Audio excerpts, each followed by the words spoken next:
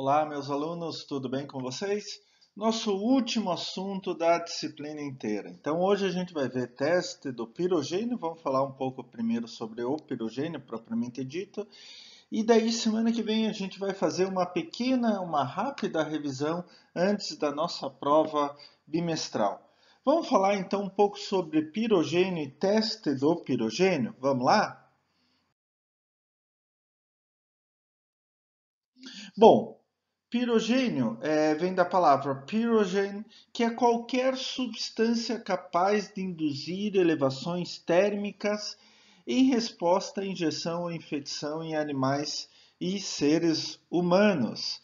Né? Então, pirogênio pode ser absolutamente qualquer substância que vai provocar febre em algum animal, inclusive o próprio ser humano. Tá? Então, não está restrito a uma classe de substâncias, mas sim a ação da substância naquele corpo. A gente já vai ver como que é esse mecanismo de indução de febre. Bom, vocês já devem ter visto em outras disciplinas, mas a gente vai rever aqui no nosso assunto. O pirogênio ele pode ter origem exógena e origem endógena, né? Origem exógena, que se originam fora do corpo, que está sofrendo essa elevação térmica, né? Ser humano ou qualquer tipo de animal. E endógeno é produzido pelo próprio corpo do hospedeiro, daquele ser humano ou daquele animal. Então, entre os pirogênios chamados exógenos, que são originados fora do corpo, obviamente os mais comuns são aqueles de origem microbiana, principalmente bactérias, tá? Onde que tem a formação de lipossacarídeos, as chamadas endotoxinas, a gente já falou de toxinas nas aulas anteriores. Pode ser de bactérias gram-positivas ou gram-negativas. A gente vai ver que gram-negativas, por exemplo, faz grande parte. Mas também esses pirogênios exógenos podem ser formados a partir de outras substâncias que são injetadas no corpo do animal ou do ser humano. Alguns fármacos, esteroides, fração de plasma e assim por diante. Vai depender muito da substância. O principal para ser considerado um pirogênio é que ele provoque elevação térmica, provoque febre naquele hospedeiro. Já os pirogênios considerados endógenos, eles são produzidos internamente pelo hospedeiro, mas o interessante é que eles são produzidos em resposta ao pirogênio exógeno. Eles não vêm do nada. Eu preciso que tenha uma motivação para que o próprio corpo do hospedeiro ele produza esse pirogênio endógeno e daí provoque elevação de temperatura. Então isso explica muito o que acontece quando uma pessoa tem febre, né? O principal grupo de pirogênios exógenos são de origem microbiana, mais especificamente as endotoxinas. A gente já falou na aula anterior sobre toxinas em geral. As endotoxinas são complexos de alto peso molecular, formado principalmente na membrana externa de bactérias gram-negativas. Esse é um pirogênio muito importante, no nosso caso, na indústria farmacêutica, tá? Por causa da sua universalidade, pode ocorrer em diferentes locais, formas, origens, etc. Relativa à estabilidade térmica, eles aguentam até uma certa temperatura. E principalmente também um problema sério é a capacidade de provocar profundas alterações fisiológicas no hospedeiro.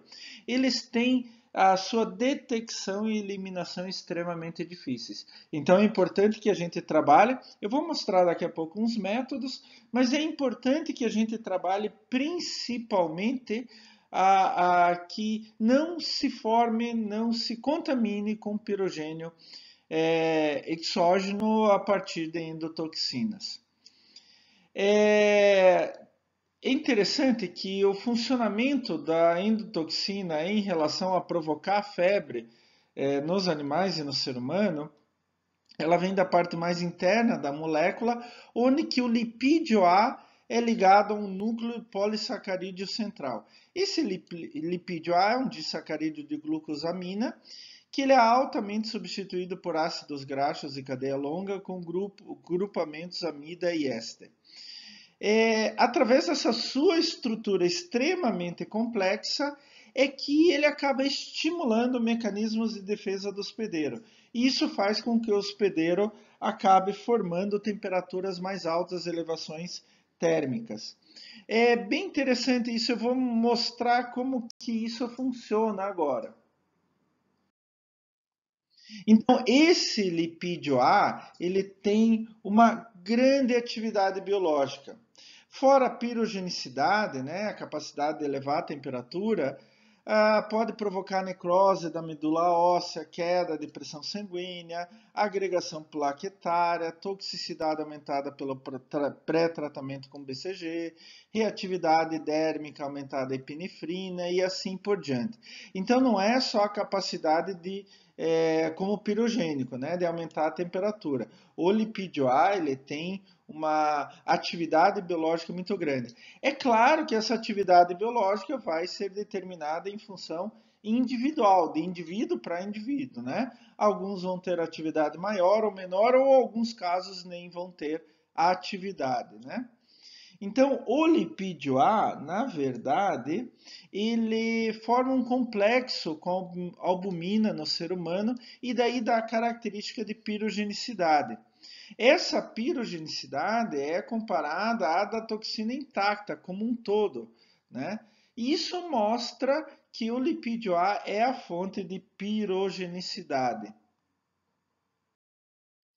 E aqui está o mecanismo de indução da febre, né? Então, o pirogênio, principalmente exógeno, ele possui lipídio A. Quando esse lipídio A é inserido dentro, injeção ou infecção, dentro do organismo-alvo, do hospedeiro, ele começa a fazer fagocitose. E daí a produção de pirogênio endógeno. Se lembram que eu falei? Produzido internamente pelo hospedeiro em resposta ao pirogênio exógeno. Esse pirogênio endógeno, ele atravessa a barreira hematoencefálica e daí é o pulo do gato, digamos assim. Ele altera o ponto de equilíbrio dos neurônios reguladores de temperatura do hipotálamo anterior. E isso faz com que haja o aumento de temperatura. Tá? Esse aumento de temperatura, obviamente, é um sinal do corpo que alguma coisa está errada, mas ele pode levar a problemas muito sérios.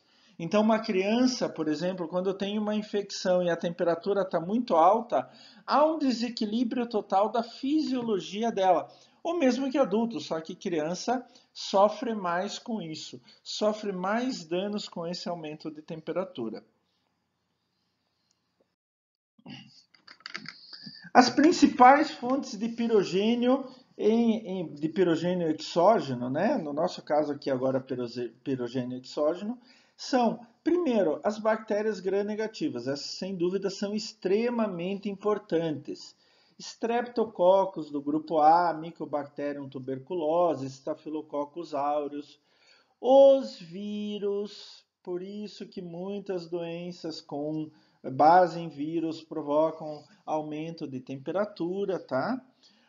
Alguns fungos também são fontes de pirogênio, mas no caso dos fungos, esses mecanismos ainda não estão muito bem esclarecidos em relação às substâncias e como ocorre exatamente esse aumento de temperatura. E alguns fármacos também, por incrível que pareça, alguns antibióticos, alguns esteroides podem provocar esse aumento de temperatura. Na indústria farmacêutica é importante que a gente faça testes de pirogênio para ver se essas substâncias provocam ou não aumento de temperatura, mas também a chamada despirogenização, que é a inativação ou remoção das endotoxinas. A gente pode fazer essa despirogenização por dois grandes, como eu falei, por dois grandes linhas, dois grandes métodos, ou grupos de métodos. A inativação, propriamente dita, da endotoxina, ou tirar ela, remover ela dali. Entre os métodos de inativação de endotoxina, por exemplo, hidrólise ácido-básica, por exemplo, entre outros, com ácido clorídrico 0,05 normal, por 30 minutos em 100% de concentração. A oxidação por peróxido de hidrogênio, daí vai depender muito do tempo, do pH, da concentração do pirogênio. A alquilação com óxido de etileno. Processo térmico a 250 graus e 30 minutos.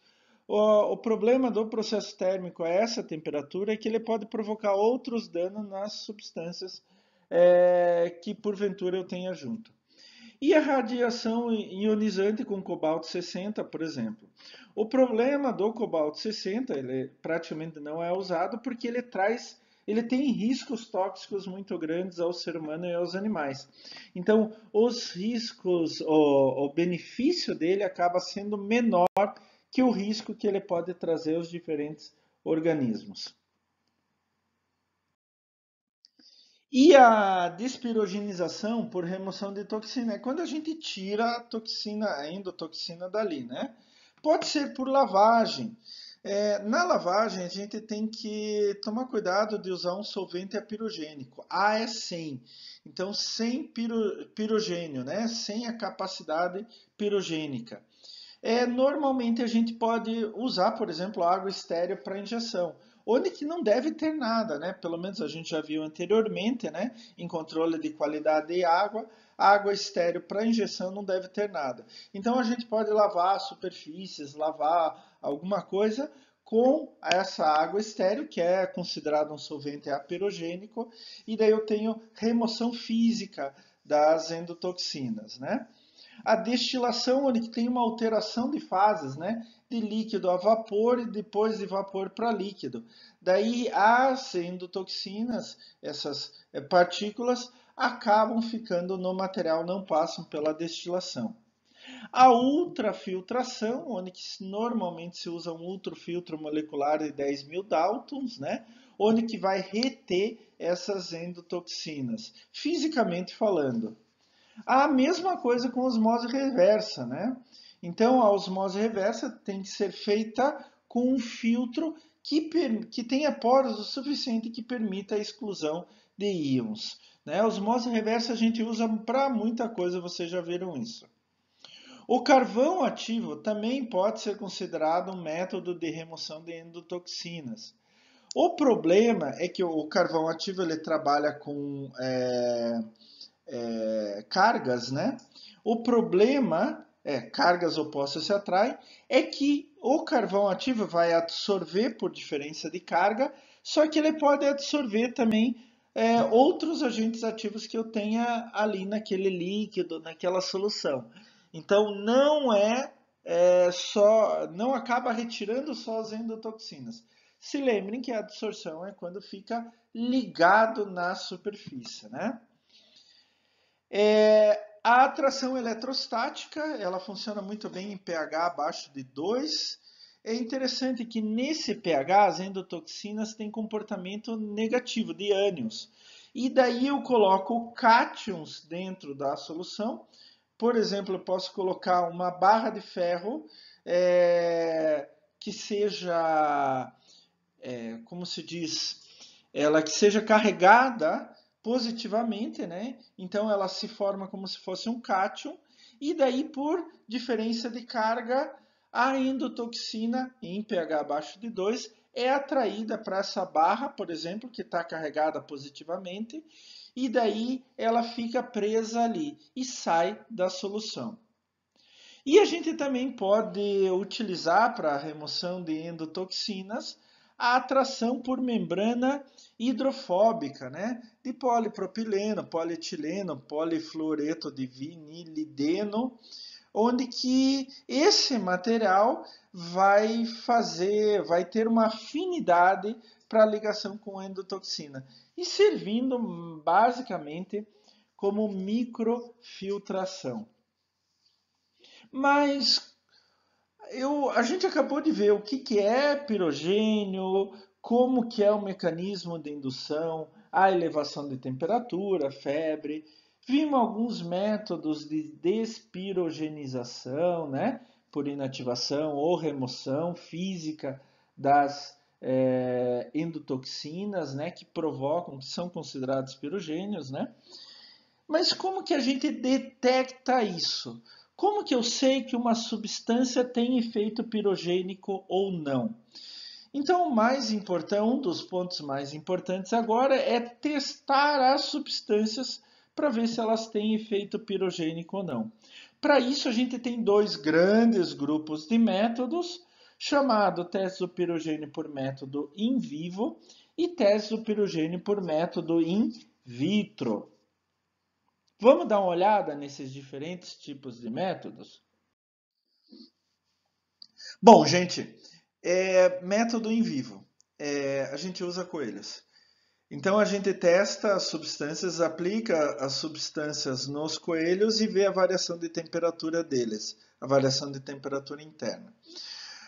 Bom, gente, é complicado a gente falar alguma coisa, tá? Por quê?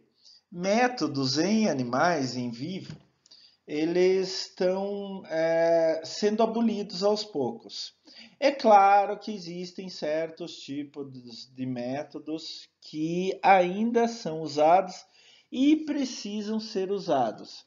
Mas vocês têm que se lembrar que para fazer um teste em vivo em vertebrados, como é o caso de coelhos, a gente precisa submeter o projeto a um comitê de ética. Tá? Mesmo que seja uma empresa que vá fazer esses testes. Eu não estou falando só de pesquisa, eu estou falando de testes do dia a dia, tá?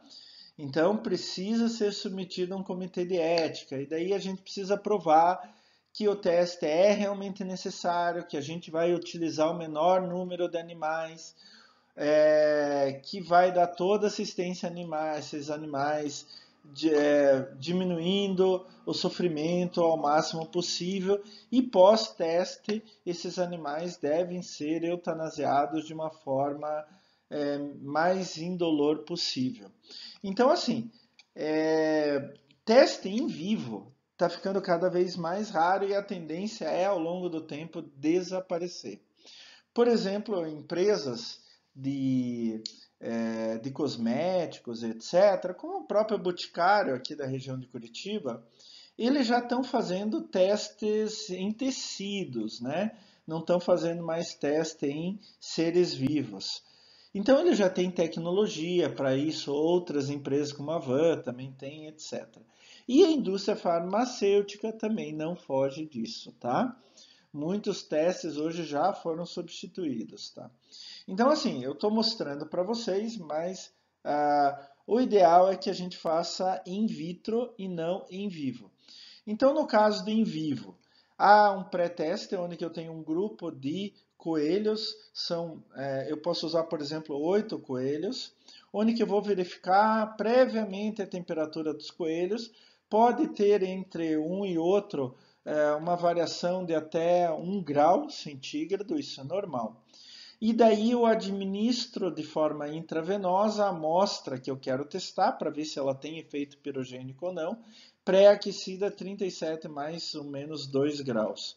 E daí eu vou registrar a temperatura a cada 30 minutos por 3 horas dos coelhos. Numa primeira etapa de interpretação, eu pego 3 coelhos. Por exemplo, nenhum aumentou a temperatura em mais do que meio grau. Se isso acontecer, eu vou para uma segunda etapa, onde que eu pego mais 5 coelhos, 8 ao total, e nenhum aumento, não mais do que 3 desses 5 coelhos aumentou a temperatura em mais do que meio grau. Se a soma da temperatura, do aumento de temperatura dos 8 coelhos deu abaixo de 3,3 graus, aquela substância que foi injetada via intravenosa não tem efeito pirogênico. Se a soma do aumento de temperatura deu acima de 3,3 graus, aquela substância tem efeito considerado efeito pirogênico, tá? Mas como eu falei, não é mais muito utilizado esse método in vivo. Os métodos mais usados são os métodos in vitro.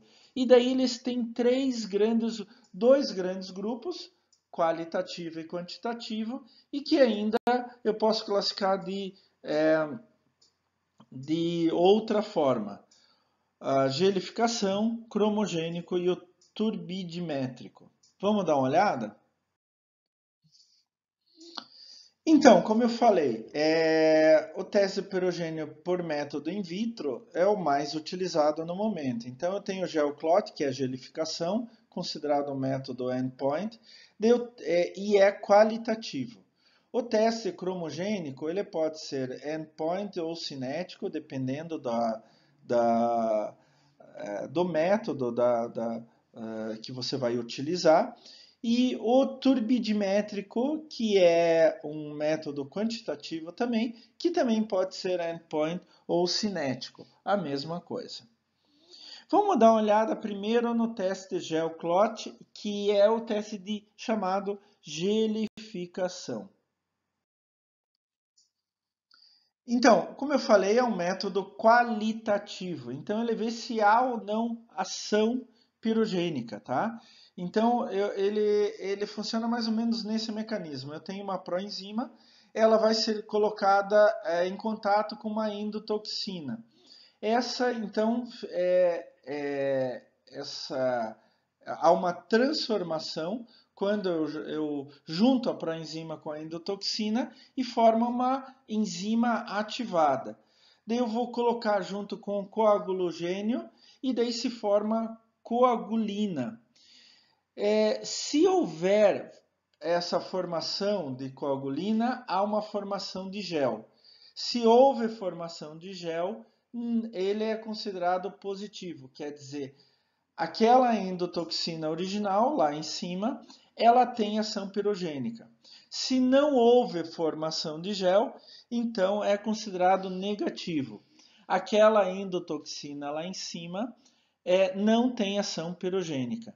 Então eu tenho uma proenzima, jogo a endotoxina alvo que eu quero testar, né? A substância alvo, forma daí essa junção forma uma enzima ativada, junto com o coagulogênio.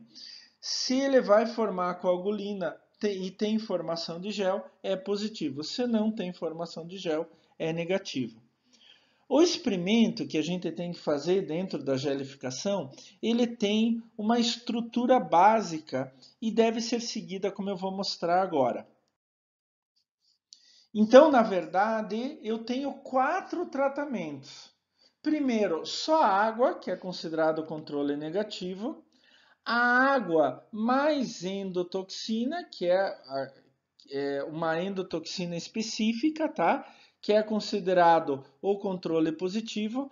A água mais a amostra que eu quero testar e a água mais amostra mais endotoxina. Essa endotoxina a gente já sabe que tem ação pirogênica. Então vejam só como que deve ser o experimento. Eu tenho só água, onde que não deve dar, teoricamente, efeito pirogênico. O segundo tratamento, B, é a água mais endotoxina, é considerado controle positivo. Então, teoricamente, deve dar efeito pirogênico, certo? Pensem bem, controle negativo não deve dar efeito pirogênico. Controle positivo deve dar efeito pirogênico. Então, os tratamentos A e B são tratamentos de controle, para ver se o meu método está certo ou não, tá? O tratamento C é o tratamento com minha amostra a ser testada, tá? E se ele der positivo, então a minha amostra provavelmente tem efeito pirogênico. E o tratamento de água mais amostra mais endotoxina é para ver se há interação entre a amostra e a endotoxina padrão utilizada, tá? Então, essa endotoxina que eu estou falando aqui, do B e do D, é uma endotoxina padrão que a gente já prepara em laboratório para ter o controle positivo, tá? Então, Mas para eu considerar que aquela substância, a C ali, no tratamento C e no tratamento D, ela seja positiva ou negativa, quer dizer, tenha efeito pirogênico ou não tenha efeito pirogênico, eu preciso da combinação dos 4 tratamentos. Todos eu vou fazer em 2 réplicas. O negativo válido, quando não tem ação pirogênica, então é o A dá negativo negativo, não tem ação. O B dá positivo positivo, ele tem ação. O C dá negativo negativo, ele não tem ação. E o D dá positivo positivo, ele tem ação. Vejam só, o A tem que dar negativo. O B tem que dar positivo. E o D tem que dar positivo.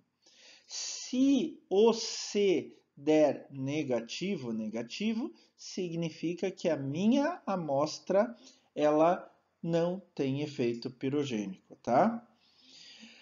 Para dar positivo válido, o meu experimento todo, eu considerar que a amostra que eu estou testando tem efeito pirogênico, eu preciso que no A dê negativo, negativo, porque só tem água, no B dê positivo, positivo, porque tem endotoxina, padrão, aquela que eu preparei em laboratório, o D de dado dê positivo, positivo, e o C dê positivo, positivo, porque a minha amostra daí vai mostrar efeito pirogênico.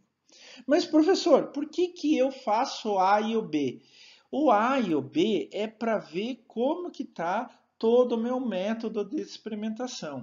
Então, se no A, que é só água, der positivo, positivo, o meu experimento está errado como um todo. Se no B, que tem a endotoxina padrão lá, que eu preparei em laboratório, que serve de controle positivo, der negativo, negativo, ou negativo e positivo, um dos dois, significa que eu tenho problema no meu experimento. A mesma coisa com o D. Então, mas principalmente no controle negativo e positivo, tá? Então, se houver falha no controle negativo ou positivo, independente do que mostrou C ou D, se der falha no A ou no B, significa que meu experimento está inválido e eu tenho que jogar tudo fora e fazer tudo de novo, tá? A gente usa muito, muito essa ideia em ecotoxicologia, tá? Onde que eu vou fazer para testar o efeito de substâncias em organismos vivos. Eu trabalho muito com ecotoxicologia, a gente usa controle negativo e positivo também. Então essa é a ideia por trás do teste de in vitro da gelificação, certo? Mas a gelificação é um método qualitativo. Vamos dar uma olhada, ele só vai mostrar se tem efeito pirogênico ou não. Vamos dar uma olhada em métodos quantitativos. O primeiro é o método cromogênico, né? Que pode ser, como eu falei, endpoint ou cinético, e ele tem um mecanismo de reação muito parecido com o que a gente viu lá na gelificação. Então, eu tenho uma proenzima, misturo com a endotoxina, vai virar uma enzima ativada. Daí eu vou misturar com o coágulo gene mais substrato, ele deve formar coagulina mais penitroanilina. Essa substância eu vou ler em um espectrofotômetro a 405 nanômetros, tá? Quanto mais eu tenho, quanto maior for a minha leitura, mais é o efeito pirogênico. Quanto menor ou for zero, menos ou nulo é o efeito pirogênico da substância que eu estou testando, lá da endotoxina que eu estou testando. Tá? Não tem muita diferença entre o endpoint e o cinético, tá? Vocês vão ver que um usa um tipo de metodologia e outro usa outro tipo de metodologia, mas é a mesma ideia. No cromogênico endpoint, a gente prepara uma curva padrão de endotoxina, prepara as amostras em diferentes diluições, incuba por um tempo pré-determinado a 37 graus, a sensibilidade do teste depende do tempo que eu vou deixar, e daí faz uma leitura em espectrofotômetro a 405 nanômetros. Tá? Quanto mais deu, maior for a leitura, mais efeito pirogênico tem. Quanto menos deu ou não tem, tem zero, menos efeito pirogênico tem. O teste cromogênico in vitro cinético, a gente prepara uma curva padrão de endotoxinas, prepara amostras e daí vai incubar em leitor, incubadora de microplaca, ELISA, vocês já conhecem, a 37 graus centígrados com 40 leituras em intervalo de 150 segundos. E daí vai determinar o tempo de reação para atingir variação de 200 mLD a 405 nanômetros. E o último teste que a gente tem é um método quantitativo também chamado turbidimétrico. A ideia do teste turbidimétrico é que a intensidade da turbidez é inversamente proporcional ao log da concentração de endotoxina. Ele também pode ser endpoint ou cinético. E ele, mais ou menos, o mecanismo de reação é a mesma coisa do cromogênico, né? Mas só que a gente tem algumas adaptações, digamos assim, algumas pequenas diferenças, tá? Então eu tenho a endotoxina ou substância que eu quero testar, eu vou misturar com uma proenzima, vai formar uma enzima ativada. Eu vou misturar com coagulogênio, vai formar coagulina. E daí eu vou submeter a leitura a 340 nanômetros. Então, no endpoint, no turbidimétrico endpoint, eu vou preparar a curva padrão da endotoxina, preparar a amostra numa diluição adequada, incubar por 37 graus e ler em espectrofotômetro a 340 nanômetros. A diferença para o cromogênico endpoint é que eu vou ler o cromogênico a 405 e no turbidimétrico a 340. No turbidimétrico cinético é a mesma coisa que no cromogênico cinético, só vou fazer algumas adaptações. Então, eu vou incubar em leitora incubadora de microplaca, ELISA, que vocês já conhecem, a 37 graus, com 100 leituras em intervalos de 60 segundos. Eu vou determinar o tempo de reação para atingir a variação de 30 mOD a 340 nanômetros. E aqui eu tenho um resumão sobre vantagens e desvantagens de cada método. Como vocês viram, gelificação é bem simples, é muito fácil de se fazer, não necessita grande coisa de equipamento e ele tem um custo muito, muito baixo, principalmente se comparado ao teste cromogênico e ao teste turbidimétrico. Já como a gelificação tem uma desvantagem que na verdade, ele não é nem semi-quantitativo, ele é qualitativo. Então ele tem uma baixa sensibilidade também quando comparado ao cromogênico ou ao turbidimétrico. O teste cromogênico, uma grande vantagem é que ele é quantitativo, tá? Você pode determinar em números o efeito pirogênico e ele tem uma alta sensibilidade comparado ao gelificação, não comparado ao turbidimétrico. O problema é que, como eu vou fazer leitura em espectrofotômetro, eu tenho interferência de amostras coloridas, né? Então, quando a substância que eu quero testar, ela tem alguma coloração específica, isso pode dar interferência na leitura pelo espectrofotômetro. E ele tem um alto custo de reagentes em relação à gelificação, não em relação ao turbidimétrico. Gente, o turbidimétrico talvez seja o melhor de todos, é quantitativo e tem uma alta sensibilidade, maior que o gelificação e o cromogênico. O grande problema é que o método turbidimétrico tem alto custo de reagentes. Gente, esses são os 3 grupos básicos de métodos para fazer testes do pirogênio para ver o efeito pirogênico de uma certa substância. É importante, é extremamente importante que vocês testem as substâncias usadas na indústria farmacêutica para não dar problema depois no produto final de vocês. Isto é extremamente importante em termos de controle de qualidade na indústria farmacêutica. E a principal substância que pode ter efeito pirogênico, no nosso caso aqui, em controle de qualidade microbiana, são as endotoxinas formadas principalmente por bactérias gram-negativas. Mas se lembrem que outros micro-organismos também podem fazer substâncias pirogênicas, tá? Gente, por hoje é só. Assim nós terminamos a nossa disciplina. Espero que vocês tenham crescido durante a nossa disciplina e eu me coloco à disposição para tentar ajudar vocês de qualquer forma que for possível. Semana que vem, então, a gente vai ter uma rápida revisão, uma revisão geral dos assuntos para a gente fazer a nossa prova do segundo bimestre. Tudo de bom para vocês e lembrem-se, continuem cuidando com a pandemia de SARS-CoV-2, Covid-19. Um abraço a todos, pessoal.